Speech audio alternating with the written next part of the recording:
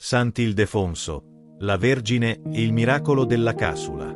Sant'Ildefonso nacque a Toledo nel 607, in una famiglia visigota profondamente legata alla vita ecclesiale.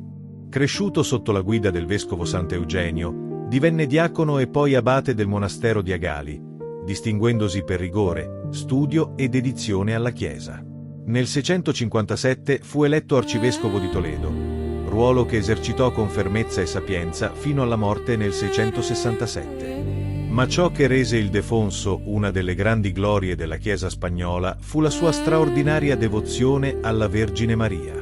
Non la chiamò mai Maria, ma sempre la Vergine o la Nostra Vergine, dedicandole la sua opera più celebre, il De Virginitate Perpetua Sante Marie, con cui difese con forza la verginità perpetua di Maria contro le eresie del tempo. Per questo è ricordato come difensore del dogma mariano e come uno dei più luminosi dottori della Chiesa iberica. La notte del 18 dicembre 665, mentre nella cappella alcuni chierici elevavano inni alla Vergine, Sant'Ildefonso fu raggiunto da un evento soprannaturale. La Madonna apparve seduta sulla cattedra vescovile, circondata da un gruppo di vergini splendenti. Con un gesto dolce lo invitò ad avvicinarsi, poi lo fissò con uno sguardo colmo di benevolenza e pronunciò le sue parole. Tu sei il mio cappellano e notaio fedele. Ricevi questa casula che mio figlio ti manda dalla sua tesoreria. Subito dopo, la Vergine rivestì Ildefonso con la casula celeste, raccomandandogli di indossarla soltanto nelle celebrazioni dedicate a lei.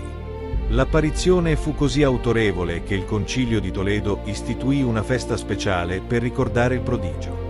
La casula originale è andata perduta, ma nella cattedrale di Toledo, nella cappella della discesa, si conserva ancora la pietra su cui la Vergine posò i piedi durante quella notte miracolosa.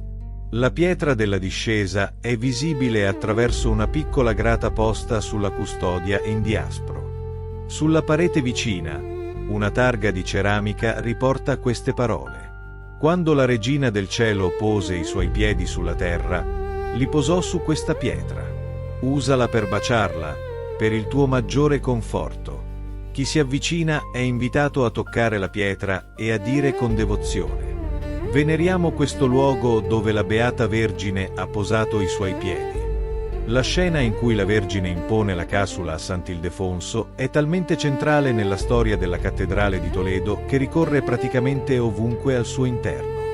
La si ritrova nel timpano della porta principale, nella sala capitolare con l'affresco di Giovanni di Borgogna. Ma il miracolo non è ricordato solo nella cattedrale, tutta la città ne conserva memoria.